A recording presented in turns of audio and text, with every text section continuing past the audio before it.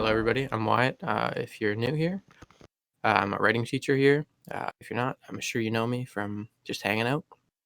I'm doing a presentation today on how to build lore, which is pretty important in our field, anyways, for game writing, but I think just generally for fantasy writing of any kind. This makes up, I think, probably let's say 40% of the work you might do for something like Beyond Skyrim. Most of your work is still going to be scripting, but lore is always going to be important. So, what is lore? This is sort of a rhetorical question. I'm not actually asking.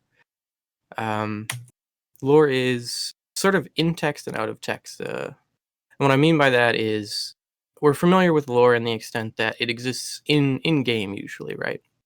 People read lore books all the time. There's all kinds of stuff that works its way into quests and is findable in the game world. But there's also a large portion of it that kind of exists outside of that realm, right?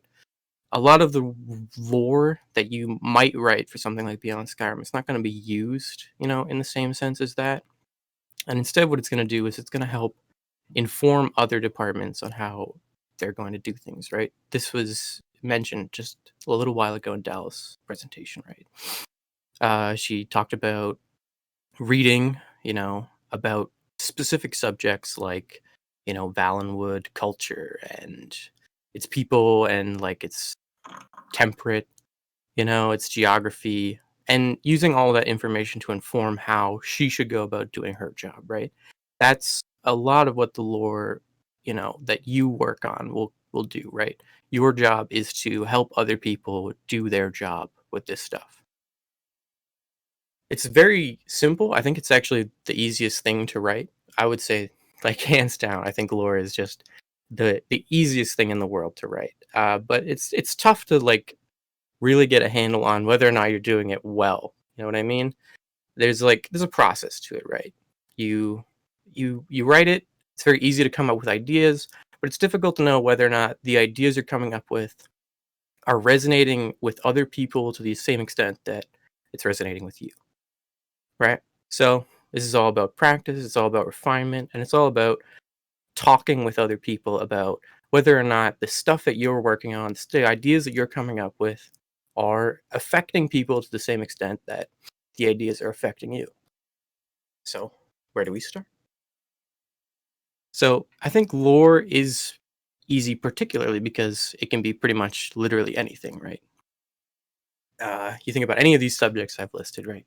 Culture, art, religion, economics, industry, anything in the world that exists is technically lore, right? Our world is just lore. And you could write about any of these things in a fictional context. You could pick anything from the room you're in right now, and all you have to do is think about why it's there.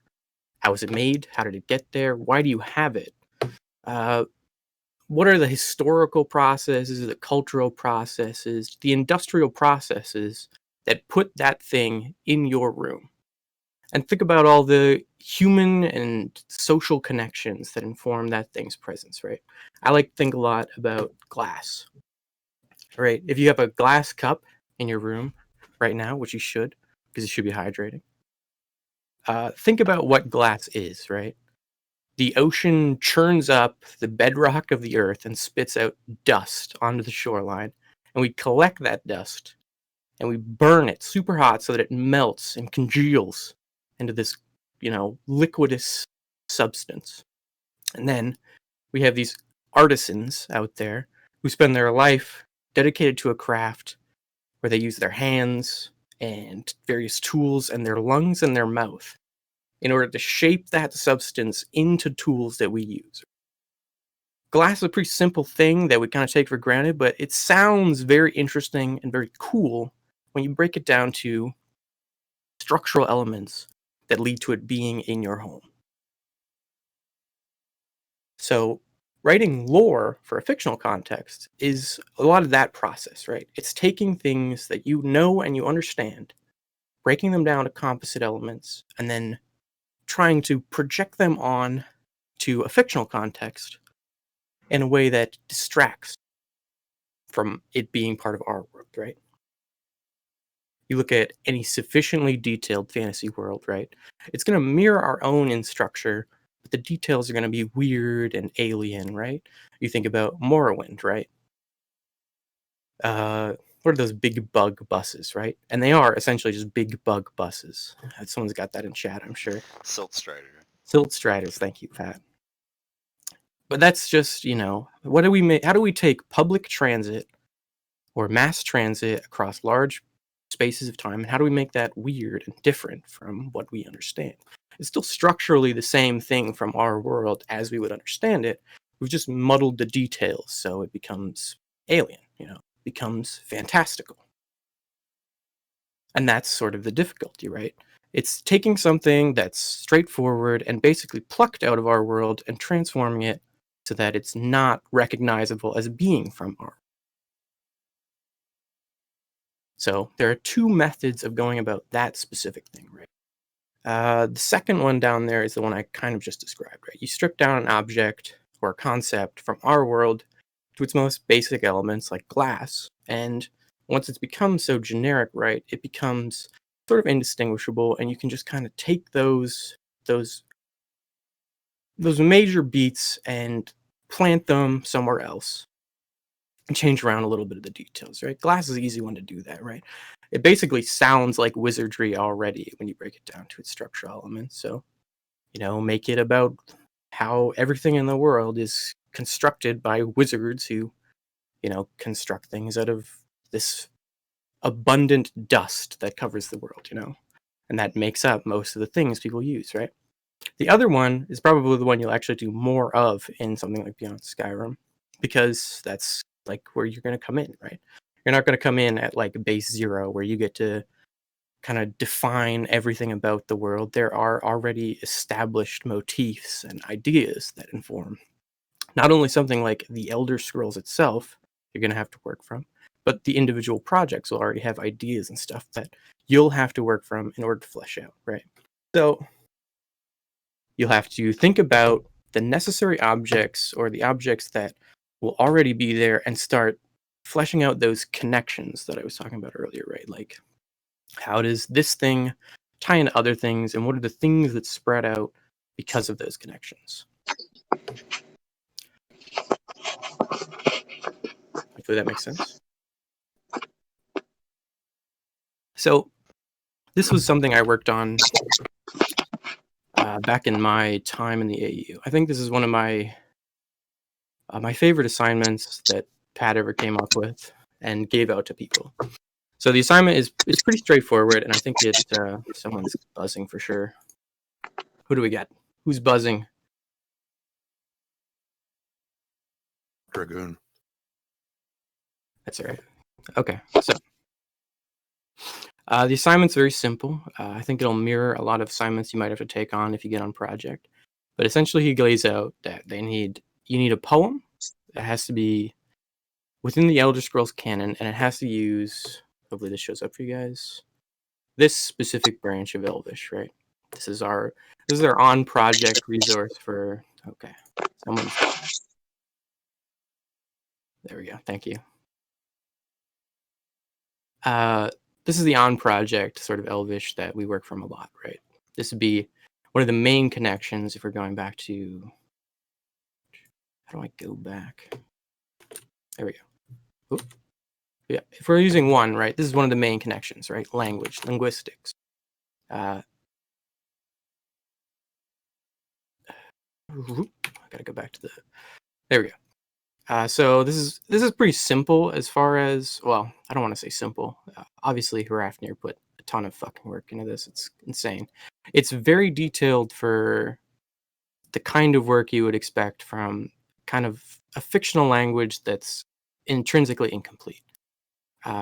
It's not a complete language, of course, but it provides more than, most things have any right to, I think, for being made up. So the idea is you write a poem in that language and you provide a translation. And I provided like a bunch of academic translation notes to give it sort of like a color or a flavor to it, right? Sense that this translator is a character himself and his translation is an interpretation of a thing, right?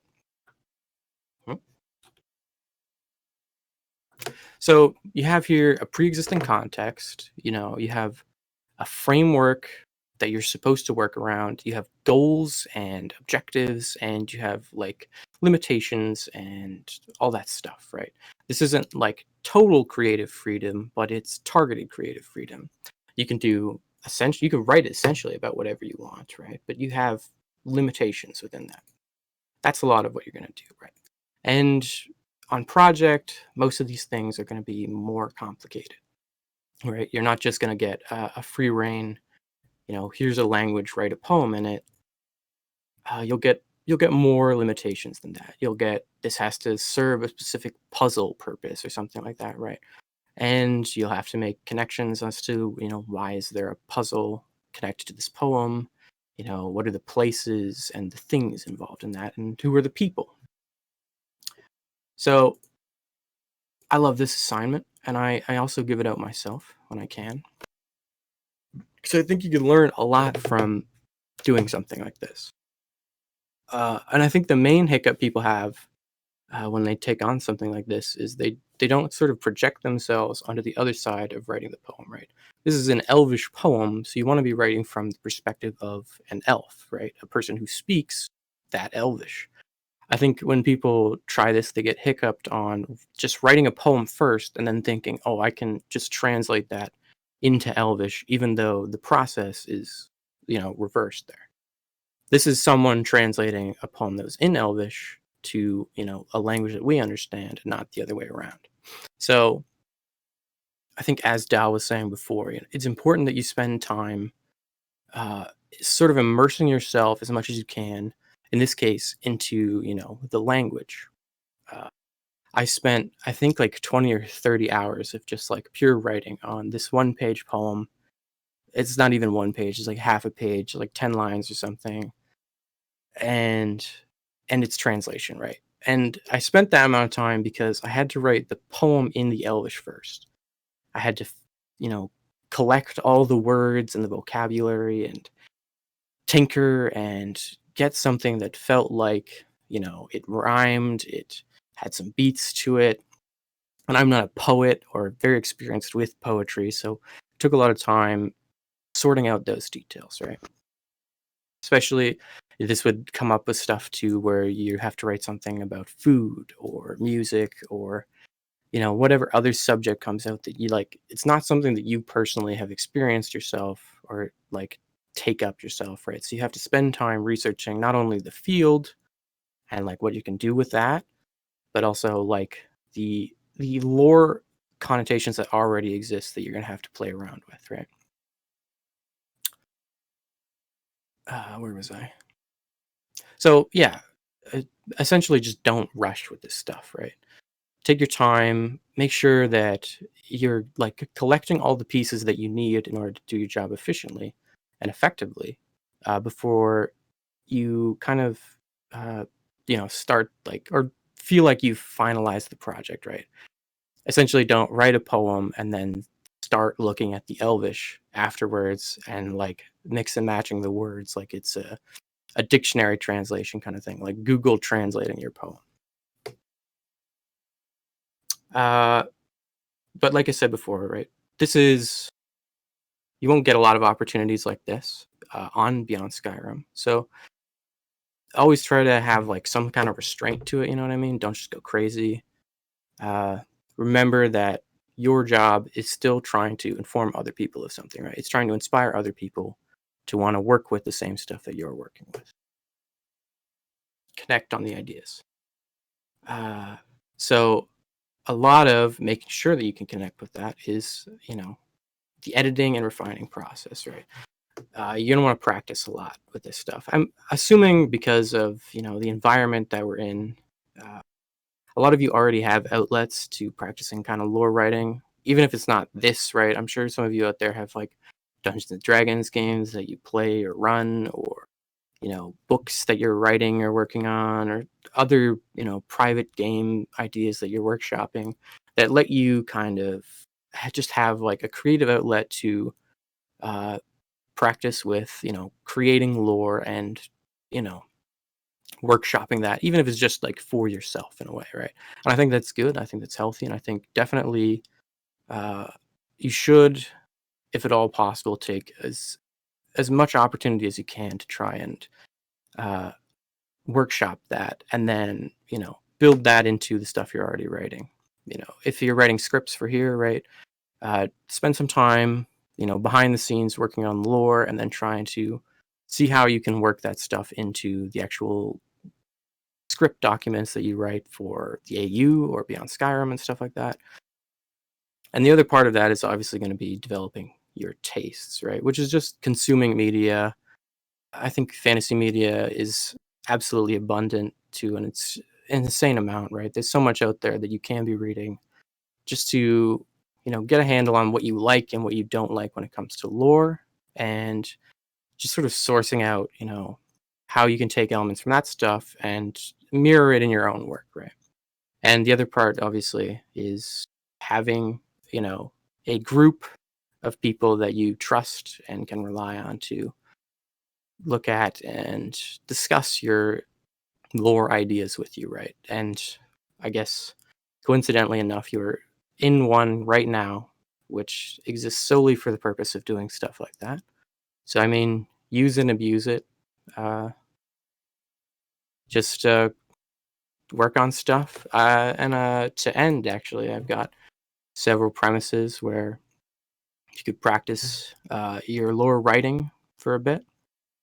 The Pat poem assignment is there, right? I love to see that one.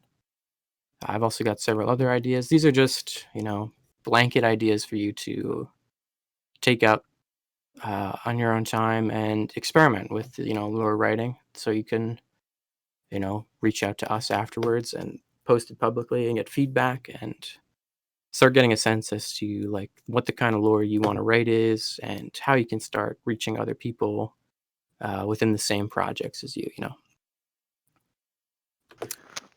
Yeah, if I could butt in here, if Sure. you guys are interested in like game writing at all, or you're interested in just like, hey, that would be interesting to get better at it, but maybe you don't want your first assignment to be like the quest.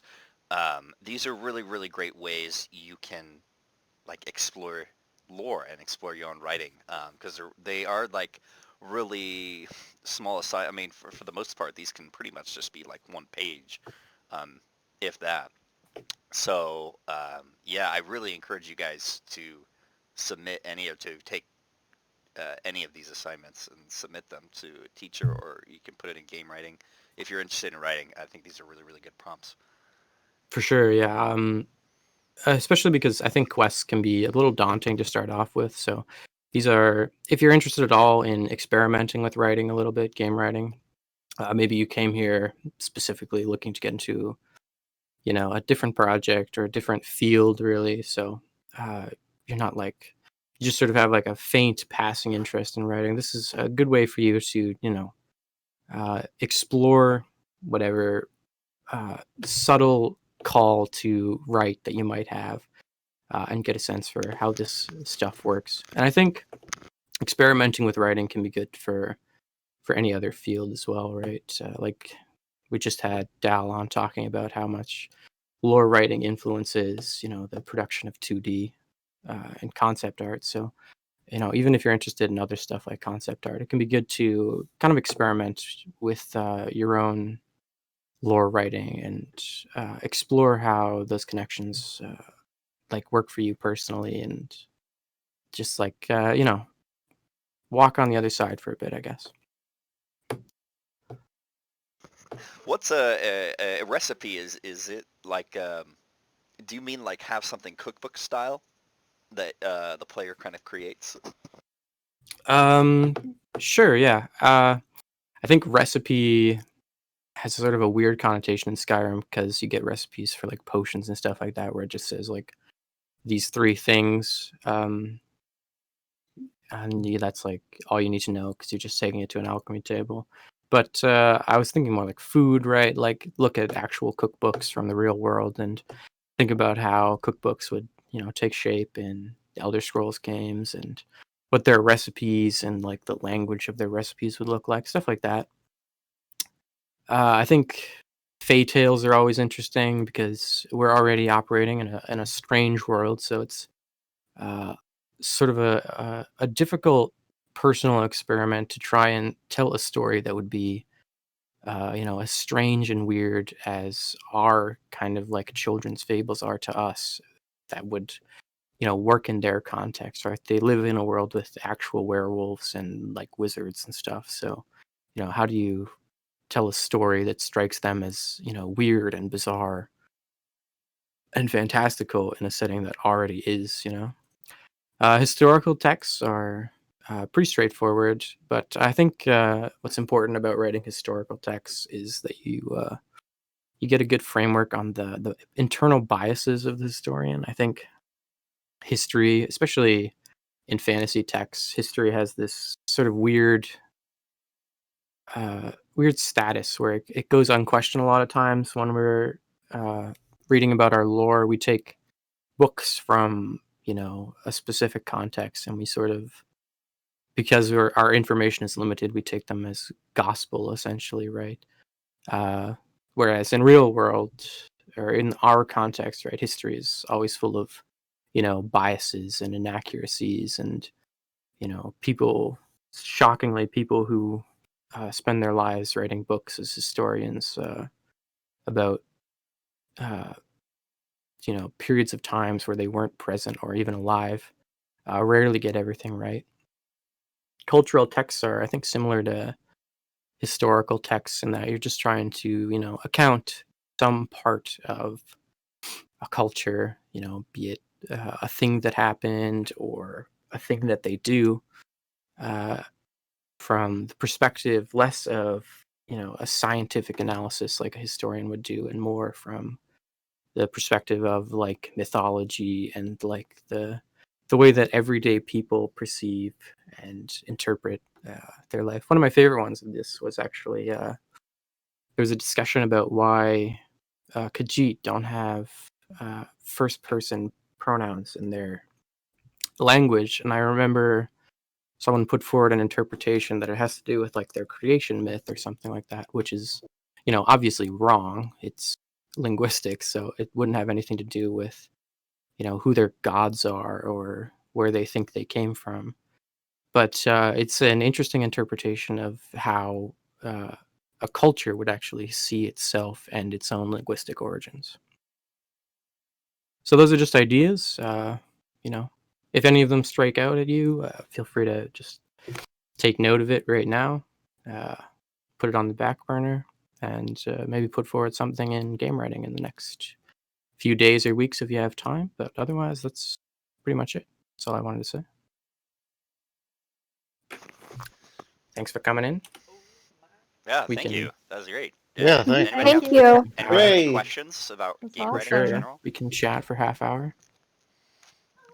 I guess the question that I have specific to applying to one of the project teams is, I presume like submitting a small piece of writing like this wouldn't be suitable for the application, and should we? No. Yeah, you have to apply with a scripted quest, so you will have to learn the formatting and game writing, but I do think this makes up a significant amount of the work you'll actually do in Beyond Skyrim as well, so it's definitely worth exploring that as well. And Patrick shared a couple of the examples with me. Is there like an area where I can find like more examples of like successful quests for these mods? So you mean like successful applications?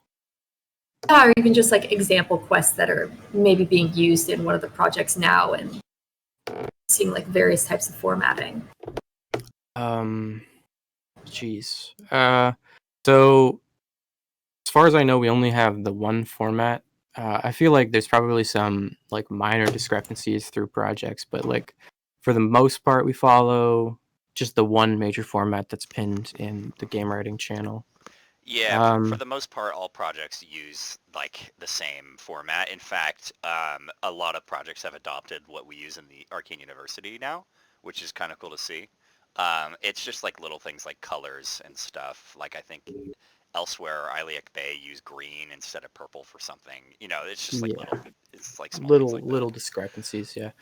As far as I don't think it's like as far as I know, like the precedent is that application quests don't usually get approved to like actual projects. Like if you applied with something, it's not gonna get implemented into a project. It's just kind of like a thing you hand in to show that like to prove that you understand the formatting, you understand like sort of the principles and basics of game writing to an extent that they're willing to take you onto the project.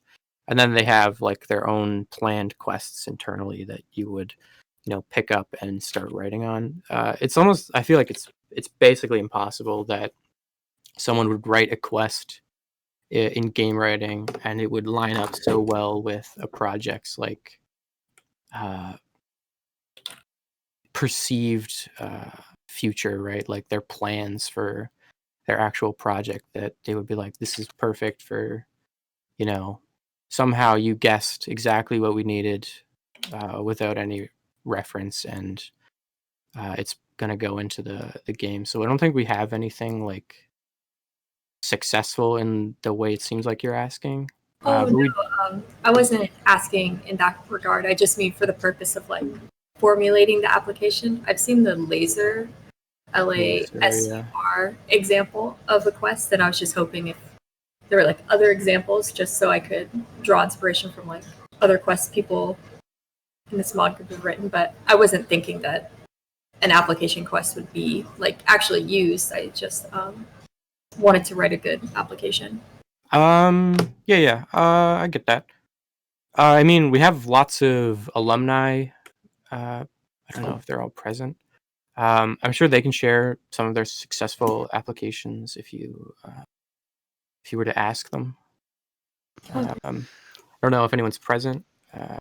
Who do we got here? At least Hendrix two. is here. Yeah, at least two. You Luce can is here. also look at, there's that color and merging example, which I think does a pretty good job at just explaining format and just like more tools to be able to make it just easier to read, easier to give direction for you. So Okay. yeah, again, if you have any questions like specifically saying like, oh, I'm trying this, but it's not working for me, just let us know. Like we can help you. The people in red names are there, so you can ping them. So For sure, yeah. Everyone in here, or not everyone at least, but a lot of us have all written, successful applications. That's why we're here. So, yeah, if you do, I mean, I'm sure there are some people who are comfortable sharing successful applications that they wrote. But otherwise, yeah, we're all here to help. If you just, post something publicly, we'll help to workshop and get it to the best state that we can. Okay, thank you. No problem. Hello. Yes. Hello. Yeah.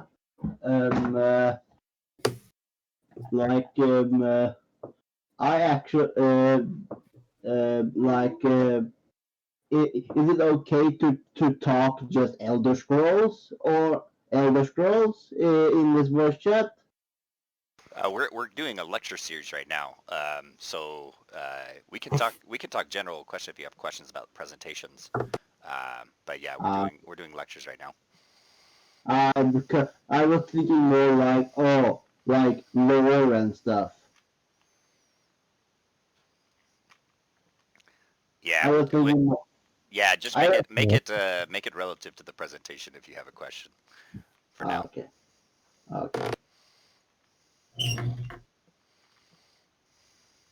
Okay, may I ask a question? Well, you are talking about the time you took to make a poem and everything around it. It was like 20 hours, if I remember correctly. Yeah, I would say I spent about 20 to 30 hours on that. Yeah. Yeah, and that's what I wanted to ask you about.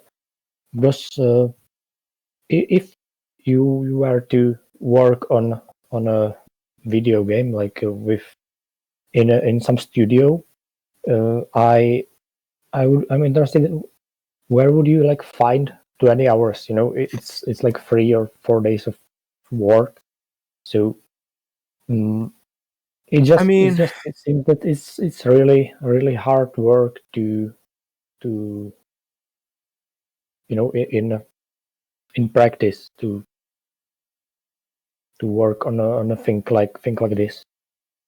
Sure, yeah. In a professional capacity, you wouldn't have 20 to 30 hours given to you to write a poem that's half a page long, for sure. I mean, we're in the luxurious sort of frame of reference right now that we can spend as much time on anything as we want as long as we have, the free time to do it. By 20 to 30 hours, I meant I just spent like a weekend on it, right?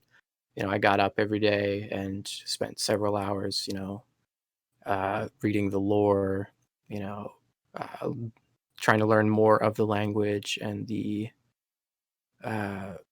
like vocabulary that I could apply. And I spent, the other hours of the day just workshopping bits and pieces, right? But none of us are, professionals except for, I guess, Pat counts.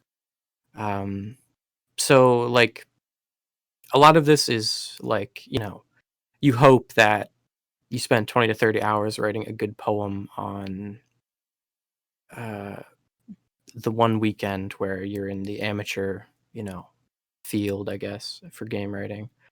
But, you hope that by taking these like lengthy amount of times to practice and do something like to the best of your abilities, that you get faster and faster with it, right? I don't think, I guess my perspective is that very few of us as writers are going to go from, here in the AU like directly to, a professional game studio, right? But there are certain benefits to being where we are right now in that we can experiment and take our time with things more so than we could in a professional capacity, which lets us sort of develop our skills. And as we're developing our skills, we usually get faster and faster at things. So the Also- hope is that if you were eventually to join, a professional studio for game writing, by that point in time, you'd have practiced to a point where you could throw something together like, what I wrote over that weekend in a couple to, a single day of work, over a few hours. To support your answer a little bit, Wyatt, what Wyatt also kind of mentioned is a lot of that time he spent, like the 20 hours or whatever he spent absorbing lore, which on a team, like in a professional capacity, you usually know this lore already. You don't want to, obviously, you want to use your time efficiently, obviously, but yeah, in context for this project especially, it's okay to actually, Wyatt, if you want to bring up the Imperial Library link, Sure. so we can see just like how extensive the Aldmeri thing is, because yeah, I did this for Cyrodiil a couple times, some Iliad stuff, and it is really fun to look through all of the translations of words and stuff like that, and being able to see what you can use, and getting obsessed with the grammar, because ultimately, right, it's just like Dalsifo said, the whole point of writing concept art is to make us, an art in general, 3D art is to make us feel more engaged with the world. And so, we can afford to spend 20 hours on something that's kind of fun, but in a professional capacity, you're right. You would need to run this by a lead. Hey, would this be an efficient use of my time? The producer says, no, please write a quest instead. And, that would be Absolutely, that. that happens, yeah. Yeah, I would say a quest, like a small quest, you can spend 1 to 3 days, 4 days on average, depending on how hard you work. Yeah, and I mean, thanks. Yeah, I know that was a long answer to your question. that helped clear it out a little. Yeah, I just wanted to to know the comparison to how it is here in the modding community, where it's like our free time activity. Yeah, For yeah, sure. yeah. Because I know that, for example, in like script writing for movies, you are like expected to, let's say, 10 pages a day. Yeah, that sounds about right. And That's very comparable to game writing for sure. just to go back to it, right? Like, I mean, hypothetically speaking, depending on how you were to like allot your time throughout the day, you could still spend 20 to 30 hours like on a poem like this, but you would only be spending like, 10, 15 minutes a day, right? It would be about like how much dedication you could put towards like a single poem throughout like a very prolonged period of time, because your actual like working day is devoted to mostly something else, right? You could still spend a lot of time on a poem. It's just about how much you actually care about that poem to keep doing it day after day for like 4 months or something, Yeah, plus we're a volunteer project too, obviously, so there's a little more leeway. Like, oh, that sounds really fun. I want to spend time doing that. I want to spend time perfecting that. There is definitely something to be said about like you don't want to think too hard on something, and you don't want to like let that cripple your work. But yeah, grain of salt because we're all volunteers, right?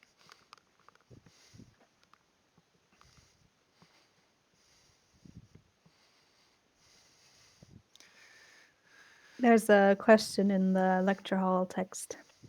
I see.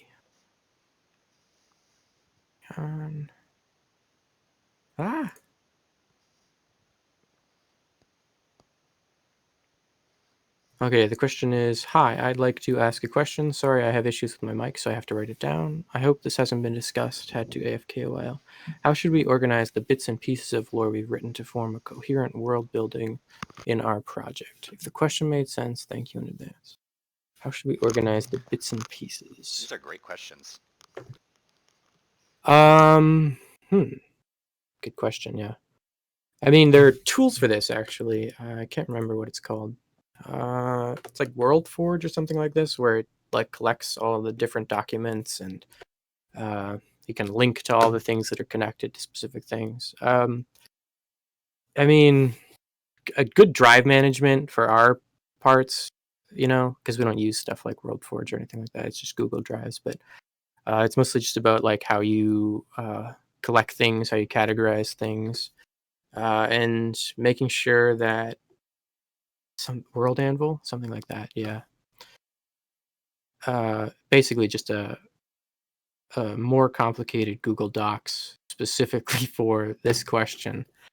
Making sure that like things link to other things in order to like whenever you make reference to something else, it's connected to another document that does a better job explaining like that specific thing that might otherwise be confusing. I mean, yeah, it depends a lot on like what your project is using in order to like hold or host its like world building stuff. For us, it's Google Docs for the most part. So it's good to have like a sort of like a main doc too that like breaks down like the project's goal in a way.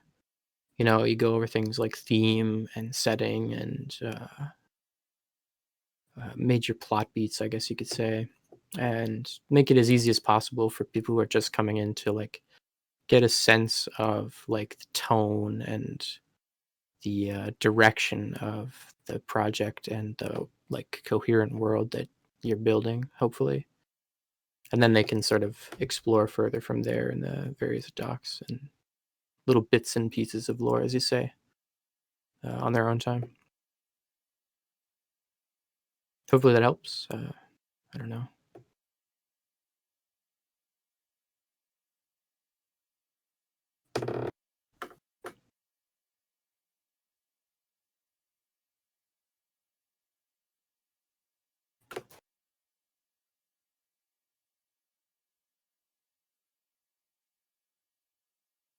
Any other questions for Wyatt on game writing or lore? I got 20 more minutes of time, so. I have a question with how we should focus on things that we establish. So we obviously, for the Beyond Skyrim projects, want to remain lore friendly. Sure. But is there a concern between expansion of lore that, while it fits, could potentially become contradictory to future games like Elder Scrolls 6? So this is actually one of my favorite things about the Elder Scrolls lore. Is I think it's sort of almost postmodern in that you can never really be sure of like what's like fundamentally true about the world. Like it's always sort of contradicting and rewriting itself anyways, all the time. And I think that makes it really fascinating in the sense that like even the people who live in the world wouldn't really like totally understand it, and we as players like will probably never fully understand it anyways. So I think I don't think there's much concern, at least that I've noticed in projects, that the stuff that they write lore wise and develop on is going to contradict like future games or anything like that. And I think to an extent, I think it's totally fine to contradict like past games too. I mean, within reason, of course, but I think it's fine to like not have everything perfect, because I don't think the Elder Scrolls has always had everything perfect throughout anyways. Yeah, at some point you can't be a fortune teller as well. You can only assume so much that the lore you're creating is going to be lore friendly, right? So, you can have in Cyrodiil, for instance, we've already been there in Oblivion, right? So there is a ton of lore to go off of. There's a ton of lore we can build from. But at some point, you're going to want to make lore. You can't just, you want to be able to keep it fresh and, I want to add something. There wasn't a lot said about Periite, the Daedric god, so I want to say more about that, and I want to build him as less of a pestilence god and more of a dragon god of like order or something like that. Just an example. Or hey, maybe Debella, for instance, you want to create some lore books about her. Well, you can only read the wiki and talk about what's on the wiki for so long. You have to just assume, and I think that is one of my favorite things about Beyond Skyrim and these other partner projects, is because we've kind of embraced that to an extent. Obviously, it has to like be vetted by your writing team, any lore you create, but at some point you just embrace it. That goes for architecture as well. I mean, I know there's a lot of, I don't want to speak for elsewhere, but I know there's a lot of architecture in ESO already, for example. But maybe the games before Skyrim, like Oblivion or Skyrim or whatever, they have these descriptions of elsewhere that kind of contradict ESO. And so, it's almost like, what canon do you follow? It's easy to you don't want to cop out completely. Oh, it's because the dragon break, so that way we can do this. But yeah, at some point you have to embrace that you're creating new lore, and future games may not align with that. I mean, the biggest compliment would, of course, even be if Bethesda sees our lore and and takes it into account themselves and puts it in their game. But ultimately, you just have to embrace it. Hope that answers your question. It did. Elder Scrolls Thank you. 6, inspired by Beyond Skyrim. Yeah, right. There's a question by be entertaining. Adelante, I believe. How would you convince someone that it is better to create lore for 3D assets and not the opposite? That's a tough question, I guess. I don't know what would be the true answer, I guess. But I think with these kinds of projects, and probably with just any working environment, it's sort of a symbiotic relationship where I think 3D is always going to give stuff to you that should inspire you to write things, and hopefully you're always going to give stuff to 3D that inspires them to make things. And it should work like that throughout. It should always be a back and forth where you're both trying to help each other do the best work that you can. Hope that helps. Like a historical book sort of thing. Just how would you go about that? I'm just curious because I'm doing something similar for Alan. A historical book.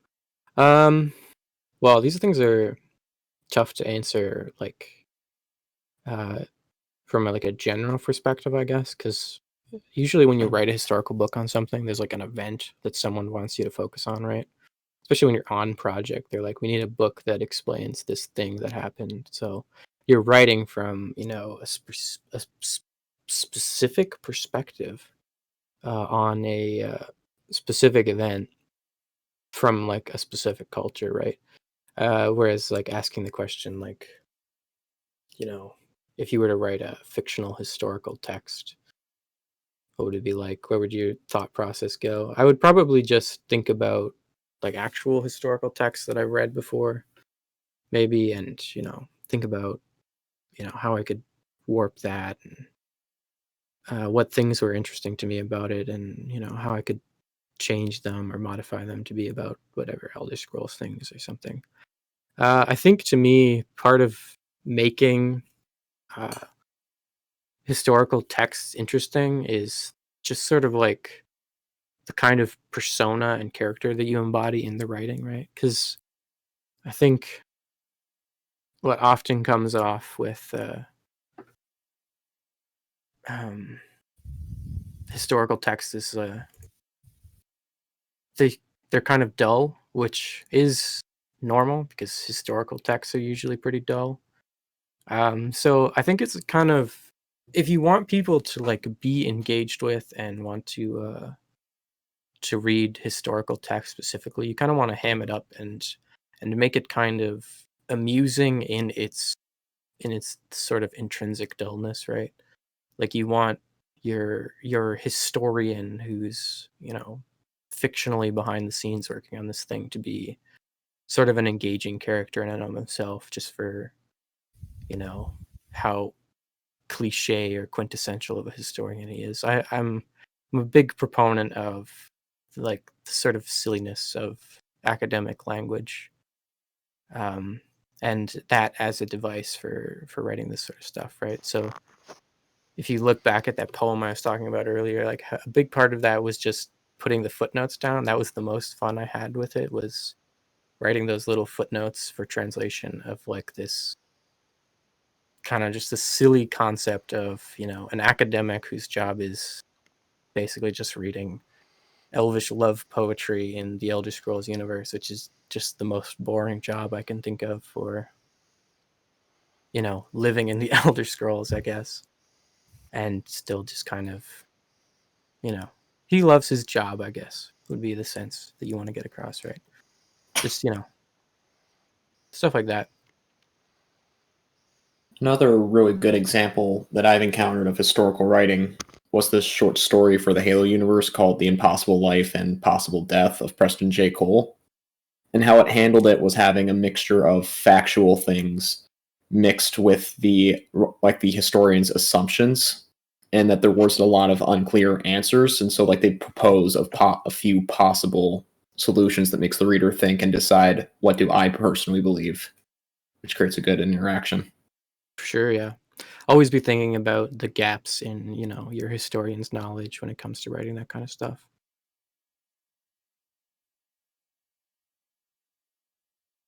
All right, yeah, thanks. A lot of good information. I'm still in the drafting phase of it, so this will be good knowledge going forward. For sure, I hope so. Want to give the player options like yes, no, maybe, and then have them choose what they want to do. But then my quest always gets super branchy. How do you keep the player expression while keeping the quest simple? Good question. I know. How do you balance it? I think So- I would say that you can just have them merge together again at a later point. So no matter what the player does, it basically leads to either the same or similar outcome. So I like to think of character choice in sort of like a micro and a macro kind of thing, right? So I think micro choices are good if you want to keep a quest really simple, right? And that's just kind of stuff like lots of good little dialogue exchanges for them to pick from without, blowing the quest up into a million different like narrative branches, but giving them lots of little choices for self-expression and role playing out the type of character they are, but the quest kind of remains along the same linear path in a sense. Whereas like macro choices are like, a player picks a dialogue option and it completely changes the direction of the quest, right? And now you have to start breaking it into sections and merges and all sorts of different angles and stuff like that, which I mean is good. That's good stuff, right? That's like, those are the role-playing choices that everyone always talks about when they're talking about good role-playing writing, I guess. So I mean, it's good to think about that stuff, but like if your goal is you don't want to like let something get away from you and you want to like stick to something kind of simple, I think it's good to think about like choices that you can pick that aren't like there to change everything, you know what I mean? They're not necessarily paths or branches, right? They're just there to mix up the experience of playing through a pretty simple but fun kind of quest, I guess. I hope that helps. Yeah, it does. Choices are not the same as branches. I'd really recommend, if you're going to have something really branchy, obviously to outline it as well. For sure, yeah. Mm-hmm. Good planning is really key when you start taking on bigger branchier quests, which I think eventually happens if you're writing on any project. I actually was planning on making this about planning quests and doing outlines and stuff like this earlier in the month, but I'm not very good at it myself, so I wanted to spend some more time, working on myself before I tried to teach it, I guess, as a skill. Yeah, that's fair. How branchy would you say that Beyond Skyrim is making their quests? Because, like for example, Elder Scrolls Online, they have very linear quests. You don't really make a difference depending on what kind of dialogue you choose. So, yeah, how branchy are Beyond Skyrim? I mean, depends on the quest, depends on the writer, depends on the project, I guess. Yeah, that's I fair. can't even say there's like a consistent answer for Iliac Bay, which is the one I write on, and it's probably not even a consistent answer for my writing in Iliac Bay. So I mean, person to person, it kind of just depends on like what the individual wants to do with their work, right? Some people are very ambitious and very driven, and they want to make their quests, as branchy and as dynamic as possible. And sometimes they pull that off, and sometimes they don't. As well as some people who are, much more singularly focused, I guess, who I guess just focus on trying to tell a nice story that doesn't have a lot of dynamic changes in it. So Yeah, you for can do the either. most part, the choices you give will satisfy the roleplay opportunity if you have a more linear quest. Like, I would definitely say it is an example of an unskilled game writer, to have a branchy quest that is out of control. And it is a skill of I guess a skilled writer to have a branchy quest that is meaningful and efficient at what it does, not just for like the team, but for the player. And like why am I branching exactly? That's a really important question to ask, right? Because how much cool, it is cool to like give the player a lot of options and branches, but like how cool is it really? I would apply the same things that Dalcifo said to 2D with writing. Like you need to run things by your team, and get another perspective, because what you think is cool might not be cool for most other players or Mm-hmm. for your team, right? So it Yeah. is important to like bounce things off of people. And if you do join a team, or if you're on a team, It's really, really important to find a buddy or two, like get close to people, introduce yourself, and just say, hi, I'm new here. You seem cool, whatever, and build a rapport with people on your team you feel like you can run things by, because your producer, it is, you can get by with just your producer, your lead, approving everything and giving you feedback, and your editor giving you feedback, but it is so nice to have peers you can go to and just bounce things off. Like, what is the point of this, etc., etc. It's a good thing to ask yourself, because linear quests shouldn't be seen as bad at all. It's just when you do write branchy things, make it efficient, and you can do really low budget things. Like, let's say you tell this teenage girl to go join the Legion, or go join a gang, or go stay with her parents at home, and if she joins one of those other two things, all that happens is the player gets a letter. That's a really efficient use to make you feel like you've impacted something, right? But it only took like 2 lines of dialogue. So it's just some examples. Yeah, that's actually really clever. Yeah. Never thought about that. Yeah. Josh Sawyer at Obsidian with Fallout New Vegas. It was like I was watching an interview with him, and it was one of their like themes of the game narrative design to have more things than not that impact the world. You make it feels long term. It feels like, like days later.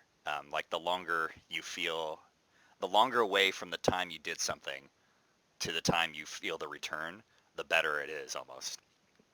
So it's 7 days or something, you get a letter, for example, instead of somebody saying, thank you so much for doing that, I'm going to go join a gang now, and then you never see them again. There is some lasting. It's almost like The Sims, how you have your long-term and short-term relationships. I'm really proud of that great example. comparison. Yeah, but yeah, the long-term stuff is what you should be seeking, and building your lore is just one of those other things that makes the player feel more engaged, because if you build good lore, the player's going to notice when other things happen. The player's just going to have like this third eye about your topics you're making. So, yeah. Cool. We are at the top of the hour. Thank you, Wyatt. That's my time. Thanks for hanging out, everybody. Thank you, Wyatt.